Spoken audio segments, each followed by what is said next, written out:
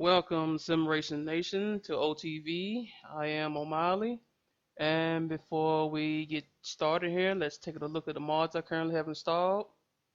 You can pause if need be. Now to the starting grid.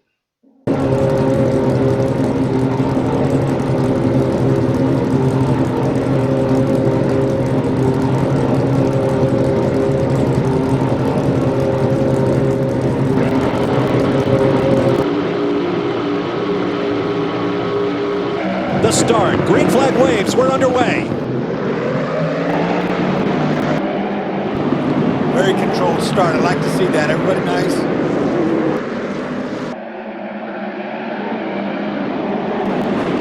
Traffic jam up here. 3 gets tight. Then it's down through the sweeping S's. You build a lot of speed down here.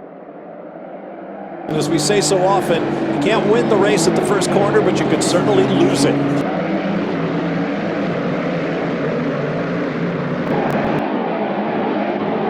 A lot of tiptoe in these first couple laps. Air temp only in the low 60s. I just checked track temp, that just in the high 60s. So talking with some of these drivers, they said it takes about 4 laps to get heat in the tires. I'm already seeing lockup down here in turn 1 on that first lap. Yeah, that's going to be a crucial factor here today, is managing those tires, particularly tonight as well when it cools down. You go out on cold tires, it's a condition you haven't seen here all week long in testing. A lot of rain the other day too. Probably a pretty green racetrack. Not a lot of rubber down. It poured here yesterday. 145 miles an hour on the entry to turn 1. Took the words right out of my mouth. It's really fast up. It's quick. And it's a blind corner. The driver can't see the entry to the corner until he's in it. Such a thrill to drive this racetrack. I mean, this is what drivers are about. Really high-speed corners, but the consequences you pay if you get it wrong are very big.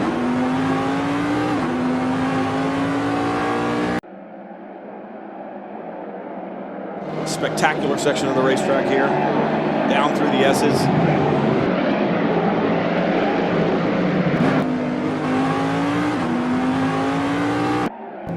You know, anytime you have a spec class car and everything's equal, you need the best of the drivers to be able to get the most of the car, because they are equal. You have to hire really, really talented drivers.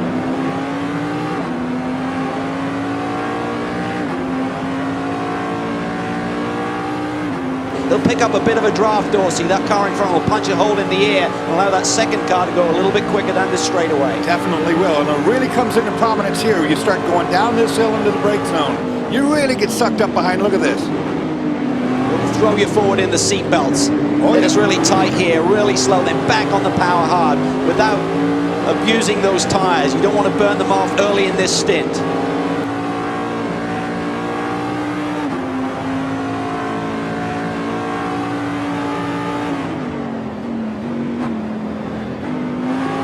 Climb up to turns 2 and 3 here at Road Atlanta. It's substantial, then heavy braking at the top, and then a tight section. On board one of the GTLM or GT Le Mans class cars.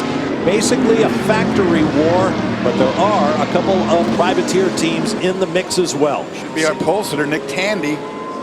Had a great lap in qualifying. Awesome. This guy is really, really quick. Has really been with Porsche for a number of years, but he has burst onto the scene here. Really, really impressive to lay that lap down yesterday. Certainly faster than his teammates, but quicker than the rest of the field as well. Here's a look at one of those privateer teams, the Falcon boys. They won here last year. What a shocker that was, and they'd love to do the same. They've been quick here. Brian Sellers qualified that car in the 3rd spot. They do a lot of testing here at this racetrack. Brian literally lives just a couple of minutes down the road. He'd love to get another victory on home soil. Talk a lot about temperatures. It certainly takes a certain heat range to make the rubber gain grip. The other thing that it takes is pressure in the tires, Tommy. If you don't have the right pressure, sidewalls really flex around. And then the tire, the radial, there's a spring rate that's tied to the air pressure, and so the chassis balance, ride heights, everything is different until the tires are up to the optimal pressure.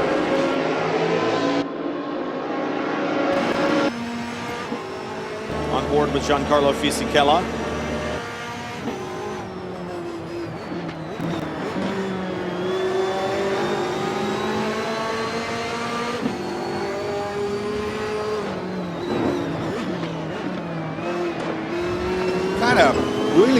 bouncing off those curves early in this going. You know, that sort of thing really takes its toll on a car over a period of time. We have to watch. You know, you want to treat your car pretty nicely early in these things, not beat it all up. Well, we talked about consequences. By running those curves, you can run a faster lap time, but you're right, Dorsey, does that come back to haunt you later in the race? Brian Sellers right there in the turquoise and blue. Number 17 runs second in the GT Le Mans category right now. The 911 of Nick Tandy. He started from the pole and is leapt out in front, right behind Giancarlo Fisichella in the Ferrari. He's hanging on the back of Brian Sellers. Credit to that Team Falcon Tire GTLM program. That tire, think about this, it's a one-car team. That means they've got one car to develop that tire with. Other teams in GTLM, they've got multiple teams to develop the Michelin tires that the majority of them run. It's a little David and Goliath deal, but guess what? David won this race last year for Team Falcon Tire, so... and they're really good here.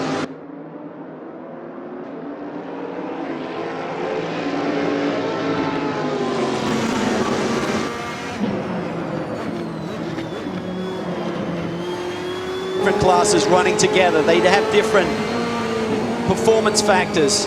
Down the straightaways, there's not that much bigger difference, but the downforce factor between a prototype and a GT car is huge through this twisty section of the racetrack. Road Atlanta really has a split personality. You need downforce, as you mentioned, Bob, through this section, but you want it trimmed out and you need the straightaway speed. Front engine, rear engine, mid-engine. I just love GTLM racing, don't you? I mean, it's such different answers to the same question, but with the same result.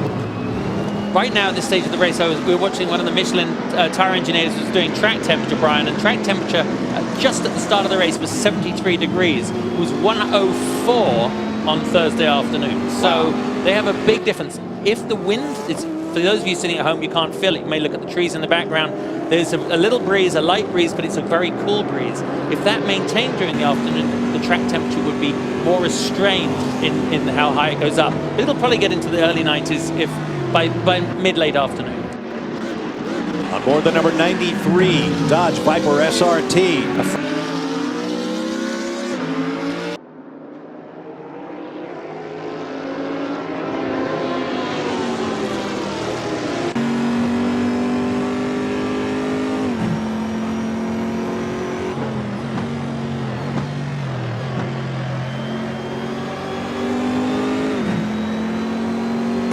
Look at that squeeze! Wow. Yeah, that's some expensive. That's more expensive per square foot than Santa Monica real estate. And that is a gaggle of cars. The traffic is about to start causing opportunistic windows for everybody. As look, you can see there. I love that corner, that left hand. You get it right, Tommy, in the car in front bobbles. You can get them down into here, but you got to make it stick. And he's trying the outside run there. That's hard to make work.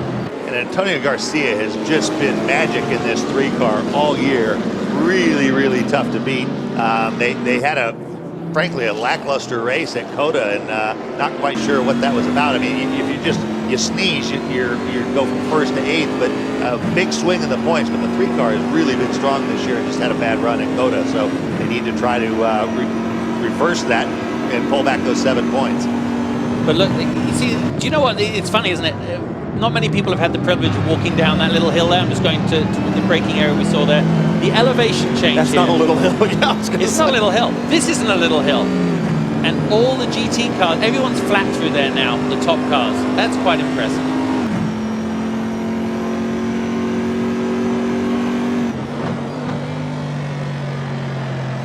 Trying to get around Fisichella in the 62 Ferrari just in front. I mean, that was a very gutsy move down the inside of a very fast sweeping corner onto the straight. That car has shown really well all the way through practice. This is now the most complex sequence of the corner, Tommy, of the track, and this is where it can go wrong.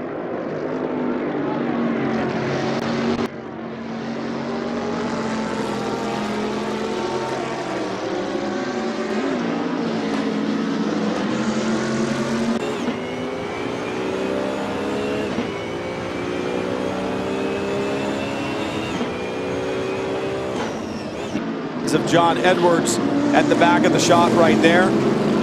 This car always seems, and I don't know why this is, some people would call it sandbagging. I think it's just a better race car than it is a qualifying car.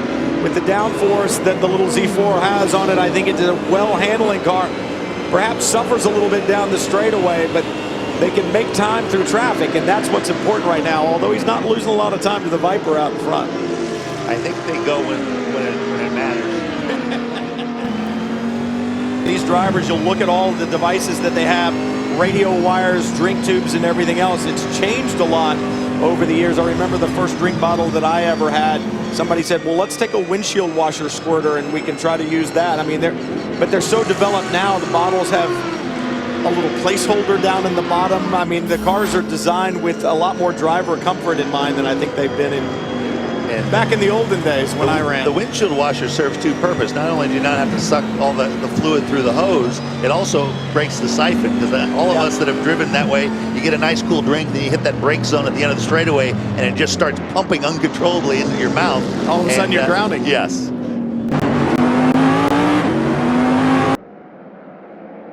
But Jordan Taylor showing, not showing him his heels. It's 0.6 of a second, so it's close. Take us around for a lap with Jordan. But here in the turn one, just incredibly fast. Click down a gear, big compression, fight the car back to the right. You got to straighten the car up as much as you can here. Saw the specs of the prototype category, the marquee class, if you will. Setup is a real problem for these cars that rely so much on aerodynamic downforce to force the car onto the track and allow it to carry speed through the corner. Through this part of the track, they want all the downforce they can get through the S's, switching back and forth. But when they get onto that long backstretch, they want to just pin their ears back, get all the drag and downforce off the car to reach terminal velocity.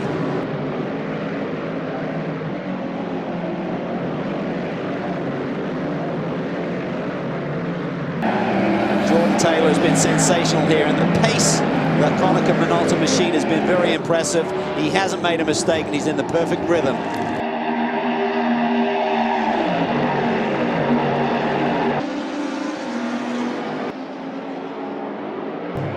Picking up the race leader. There's Jordan Taylor climbing the hill to the bridge, then plunging down to start finish. If he could slow down a little bit.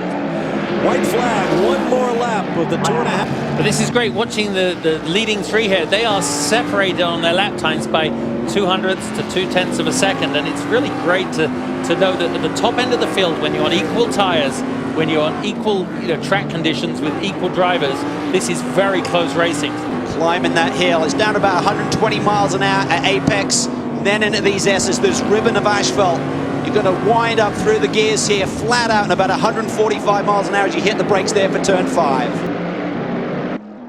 Traffic could play a huge fact here. Looks like they're coming down through the S. There's going to be a gaggle of cars here before this race is over.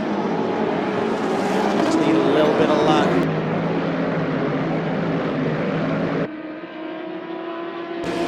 And I know it's cool today, ambient, but in these cars, Justin, it's anything but cool. The engine right behind you. There's no air really moving around. Radiators up front. Yep.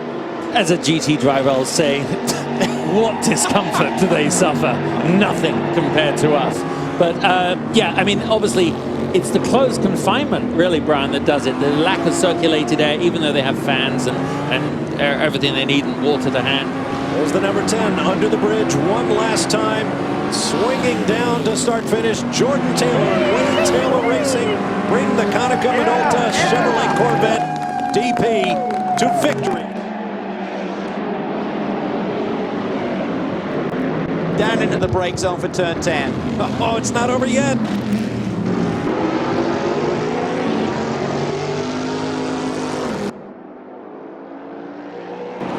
To the line. He will cross the line with their first victory of the year.